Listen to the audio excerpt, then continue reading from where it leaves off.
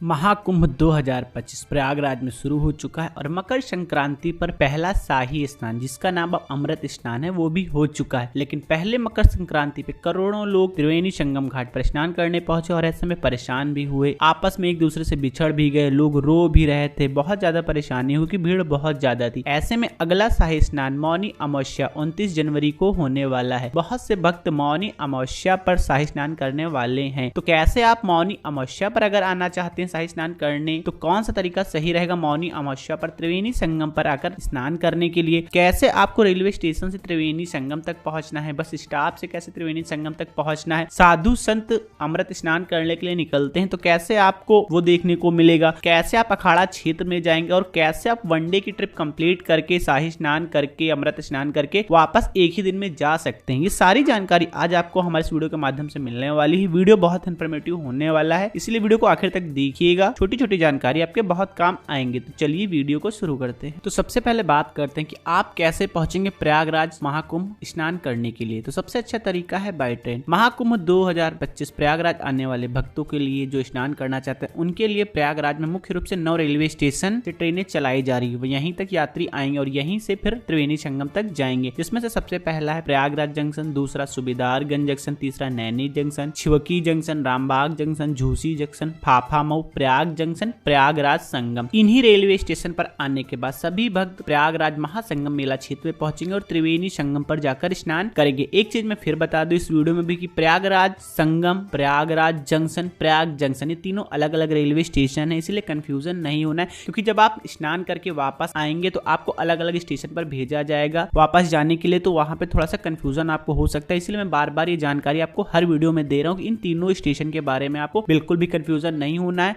और एक बात मैं बता दूं, प्रयागराज संगम रेलवे स्टेशन वैसे भी मौनी अमावस्या से एक दिन पहले और एक दिन बाद तक बंद रहेगा, तो वहां तक कोई ट्रेन नहीं जाएगी, वो प्रयाग जंक्शन तक ही जाएगी। तो जो लोग लखनऊ की तरफ से आ रहे होंगे, दिल्ली की तरफ से वह लखनऊ पहुंचेंगे, उनको वहां पे दिक्कत आएगी कि उनकी ट्रेन अगर प्रयागराज संगम रेलवे स्टेशन के लिए टिकट हुआ होगा तो उनकी ट्रेन उनको प्रयाग जंक्शन पे ही उतार देगी, उनको प्रयाग जंक्शन से ही त्रिवेणी संगम तक जाना होगा। तो ये तो बात होगी आप अगर ट्रेन से आएंगे तो कौन से रेलवे स्टेशन पर आना है। तो अगर आप झूसी नैनी की तरफ से आएंगे तो फिर आपको पैदल ही जाना पड़ेगा। सबसे पहले आप अखाड़ा क्षेत्र में पहुंचेंगे, पंटून नंबर पीपे वाला पुल जो है 10 नंबर बना उसके ठीक सामने आप पहुंचेंगे और वहां से पैदल पूरा अखाड़ा क्षेत्र क्रॉस करने के बाद आप पहुंचेंगे त्रिवेणी संगम की तरफ। और जो लोग प्रयागराज जंक्शन, रामबाग, प्रयाग जंक्शन इस तरफ से आएंगे वो लोग त्रिवेणी संगम की तरफ भी बड़े हनुमान मंदिर की तरफ से जाके शास्त्री वृत्त के नीचे से होते हुए जो नागवासुकी वाला मंदिर बना हो उसी रास्ते से सभी लोग पहुंचेंगे त्रिवेणी संगम के लिए। अब बात करते हैं आना कैसे। तो जैसे आप जिस भी रेलवे स्टेशन पे आएंगे, आपने बहुत सारी रील देखी होंगी कि भाई शटल बस की सेवा चलाई जा रही है, फ्री में बसें चलाई जा रही है। लेकिन मकर संक्रांति पे मैंने मकर संक्रांति पूरी कवर किया, आपके लिए वीडियो भी बनाया। तो मैं बता दूं इतनी ज्यादा भीड़ थी ना, कहीं पे कोई ना शटल बस सुविधा लोगों को काम आई है, ना कोई ई रिक्शा मिला है। जितने भी भक्त पहुंचे हैं भाई वो पैदल ही महाकुंभ 2025 में त्रिवेणी संगम तक शाही स्नान वाले दिन पहुंचे। तो अगर आप भी मौनी अमावस्या पे आना चाह रहे हैं तो मैं एक बार फिर आपको बता दूं, पहली बात तो यह है कि जितने भी लोग आएंगे सबको पैदल ही त्रिवेणी संगम तक जाना होगा। दूरी की बात करें भाई तो लगभग रेलवे स्टेशन जो बना है प्रयाग जंक्शन, प्रयागराज जंक्शन, इनसे जो दूरी है लगभग वो 5 से 6 किलोमीटर के आसपास की पड़ती है त्रिवेणी संगम की। तो आपको पैदल ही जाना पड़ेगा। और इधर आप नैनी झूसी साइड से आएंगे तब भी आपको 5-6 किलोमीटर पैदल चलना पड़ेगा। रामबाग की दूरी 7 किलोमीटर के आसपास है तो रामबाग थोड़ा दूर पड़ेगा। और फाफामऊ से आपको ई रिक्शा मिल जाएगा 3 किलोमीटर के लिए, उसके बाद आपको पैदल ही त्रिवेणी संगम तक जाना होगा। तो आप ये मान के चलिएगा कि अगर आप आते हैं तो अगर 10 से 15 किलोमीटर आप पैदल चल सकते हैं, तभी आपको मौनी अमावस्या पे शाही स्नान वाले दिन प्रयागराज पहुंचना चाहिए, अन्यथा आपको शाही स्नान पे नहीं आना चाहिए। आप परेशान हो जाएंगे। छोटे बच्चों को लेकर ना आए, कोशिश करें। जो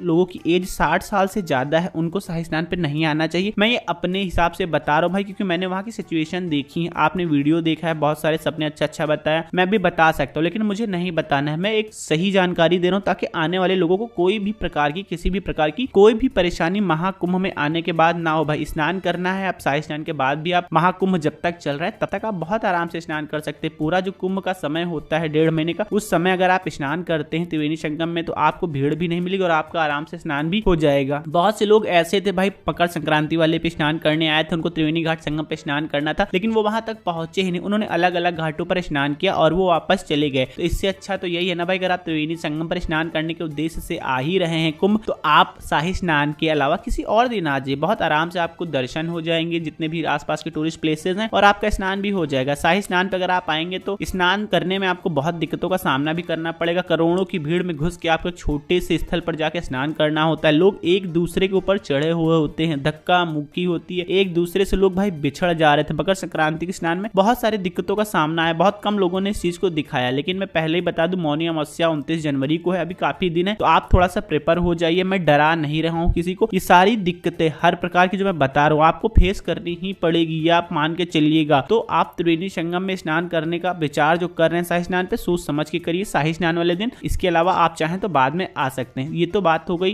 कैसे आप आएंगे। अब बात करते हैं आपको स्नान कैसे करना है। तो आप कोशिश करिए अपने लिए ट्रेन ऐसी करिए जो 29 तारीख को आपको स्नान करना है तो 28 की रात में 10 बजे से लेके सुबह 29 की 6 बजे तक आपको प्रयागराज लाके छोड़ दे। प्रयागराज आप जिस भी स्टेशन पे उतरेंगे आपको पैदल ही जाना होगा। समय लगभग 1.5 से 2 घंटे का लग जाएगा पैदल जाते हुए त्रिवेणी संगम तक। तो त्रिवेणी संगम अगर आप सुबह सुबह पहुंचते हैं 3 बजे से लेकर 4 बजे तक, 5 बजे तक, तो आपको थोड़ी भीड़ हल्की देखने को मिलेगी। 5 बजे के बाद अखाड़े वाले निकलना शुरू हो जाते हैं और बहुत से लोग सिर्फ अखाड़े स्नान करने जाते हैं, उनको देखने के लिए जाना चाहते हैं, उनके साथ स्नान करना जाना चाहते हैं। तो भाई आप स्नान को नहीं रोका जाएगा इस बार, कोई भी स्पेशल प्रोटोकॉल नहीं। साधु संत स्नान करें, इसके अलावा आप भी वहां पे स्नान कर सकते हैं, लेकिन इतनी भीड़ में स्नान करने की कोई भी जरूरत नहीं। कोई भी दुर्घटना हो जाएगी तो भाई आपको बताते नहीं बनेगा। तो ऐसी लापरवाही बिल्कुल भी न करें। साधु संत स्नान करते हैं, उसके अलावा बगल में आप स्नान करिए, साथ में स्नान करने की कोशिश ना करें। और अगर आपका उद्देश्य सिर्फ शाही स्नान पर, जिसे कि अमृत स्नान कहा जाता है, उस दिन आपको त्रिवेणी संगम पर आके स्नान करना है, तो मैं एक तरीका बताता हूँ। आप आराम से सुबह सुबह जितने बजे भी आएंगे आपको आना है और वहीं पे सेक्टर नंबर 6, 7, 8, 9, 10 इन सभी में जाइए। वहां पे आश्रय केंद्र बनाए गए हैं गवर्नमेंट की तरफ। यहाँ पे आपको रुकने की व्यवस्थाएं हो जाएंगी। थोड़ी सी दूरी पड़ती है त्रिवेणी घाट संगम से, लेकिन अगर आप इधर प्रयाग जंक्शन से आएंगे तो आपको रास्ते में पड़ जाएगा। तो आप वहां जाइए, वहां पे नाइट स्टे कर लीजिए और सुबह सुबह 10 बजे के बाद आराम से सो के उठिए। 10 बजे के बाद तब आप निकलिए त्रिवेणी घाट संगम पर स्नान करने के लिए। 10 बजे के बाद आपको थोड़ी सी भीड़ हल्की होती दिखेगी, क्योंकि अखाड़े वाले भी अधिकतम स्नान बड़े बड़े जो अखाड़े वो कर लेंगे। बाकी छोटे छोटे अखाड़े वाले तो दिन भर भाई स्नान करते हैं, और जाके आप तब स्नान करिए तो थोड़ी सी भीड़ कम हो जाएगी। तो आपको आसानी से त्रिवेणी घाट संगम में स्नान करने का मौका मिल जाएगा मौनी अमावस्या वाले दिन। इसके बाद स्नान करने के बाद आपको सिर्फ यही काम करना है। अगर आपकी उसी दिन की वापसी, तो आपको कहीं भी इधर उधर नहीं जाना है, आपको चले जाना है अखाड़े क्षेत्र में। अखाड़े क्षेत्र में जाने के लिए आपको 10 नंबर पंटून पुल, 7 नंबर पंटून पुल से, मतलब पीपे वाले पुल से आपको उस पार जाने दिया जाएगा। आप थोड़ा बहुत अखाड़ा क्षेत्र एक्सप्लोर कर लिए। साधु संतों से मिलना है, साधु संतों से मिलिए, क्योंकि महाकुंभ में सबसे जरूरी है साधु संतों से मिलना और उनके दर्शन करना, क्योंकि हर जगह पे आपको ये सौभाग्य प्राप्त नहीं होता है। तो आप आराम से जाइए, अखाड़े में थोड़ी बहुत देर विजिट करिए। लंगर वगैरह, भंडारा वगैरह भी आपको अखाड़ा क्षेत्र में ही देखने को मिलेगा। इसके अलावा जिधर त्रिवेणी घाट है, जहाँ पे स्नान करने की मैं बात कर रहा हूँ, जहाँ पे स्नान करेंगे वहां पे आपको छोटी छोटी दुकानें देखने को मिलेंगी, जहाँ पे आपको महंगाई भी देखने को मिलेगी। मतलब चाय 20 रुपए, समोसा 18-20 रुपए, खाना काफी महंगा, सारी चीजें थी भाई, क्योंकि बहुत ज्यादा भीड़ होती, तो बहुत ज्यादा लोगों को दिक्कतें हुई मकर संक्रांति में। उसी हिसाब से मैं मौनी अमावस्या की ट्रिप आपको दे रहा हूँ। तो अभी मैं था कि अखाड़ा क्षेत्र आप विजिट करेंगे। अखाड़ा क्षेत्र विजिट करने के बाद मान लीजिए आपकी ट्रेन 10 बजे रात की है, तो आपको 6 बजे ही त्रिवेणी घाट से निकल लेना है, मतलब मेला क्षेत्र से निकल लेना है। 2 से 2.5 घंटे आपको स्टेशन पहुंचने में लग जाएगा। कई जगह रास्ते में भी लोगों को रोक दिया जा